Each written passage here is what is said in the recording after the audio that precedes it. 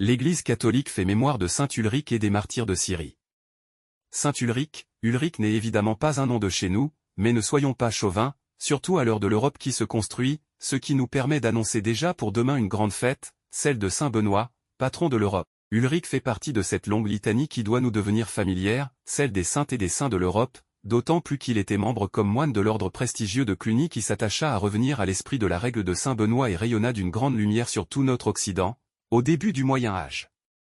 Le moine Ulrich fut chargé par son ami Hugues, évêque de Grenoble, lui-même ami de Bruno qui l'aida à fonder en Isère la Grande Chartreuse, de rédiger les constitutions de la réforme de Cluny. Avant de se faire moine bénédictin, Ulrich avait été page et secrétaire de l'impératrice Agnès, mère de l'empereur germanique Henri IV, celui qui dut prendre le chemin de Canossa pour aller faire amende honorable au pape Grégoire VII.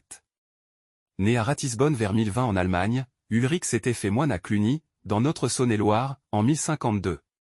Par la suite, il fonda des monastères dans le canton de Berne, en Suisse, puis en Allemagne à Zell, d'où il entra dans la vision de Dieu le 10 juillet 1093. Célébrons les saints et saintes de Dieu dont la vie et la mort ont crié Jésus-Christ sur les routes du monde et de l'Europe. Les martyrs de Syrie, alors que depuis des siècles, les enfants d'Abraham vivaient en paix en Syrie, une vague de fanatisme s'abat sur des chrétiens de Damas, au milieu du XIXe siècle. 8 franciscains et 3 chrétiens maronites sont mis à mort en 1860, malgré les démarches du courageux émir Adébé el-Kader. Saint Ulrich et les martyrs de Syrie, priez pour nous. Évangile. Allez plutôt vers les brebis perdues de la maison d'Israël, Alléluia. Alléluia. Le règne de Dieu est tout proche. Convertissez-vous et croyez à l'Évangile. Alléluia. Évangile de Jésus-Christ selon saint Matthieu. En ce temps-là, Jésus appela ses 12 disciples. Et leur donna le pouvoir d'expulser les esprits impurs. Et de guérir toute maladie et toute infirmité. Voici les noms des 12 apôtres, le premier, Simon, nommé Pierre, André son frère, Jacques, fils de Zébédée, et Jean son frère, Philippe et Barthélemy, Thomas et Matthieu le publicain, Jacques, fils d'Alphée, et Thaddée, Simon le Zélote.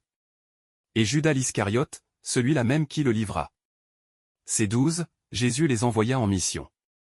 Avec les instructions suivantes, ne prenez pas le chemin qui mène vers les nations païennes. Et n'entrez dans aucune ville des Samaritains. Allez plutôt vers les brebis perdues de la maison d'Israël. Sur votre route, proclamez que le royaume des cieux est tout proche. Acclamons la parole de Dieu.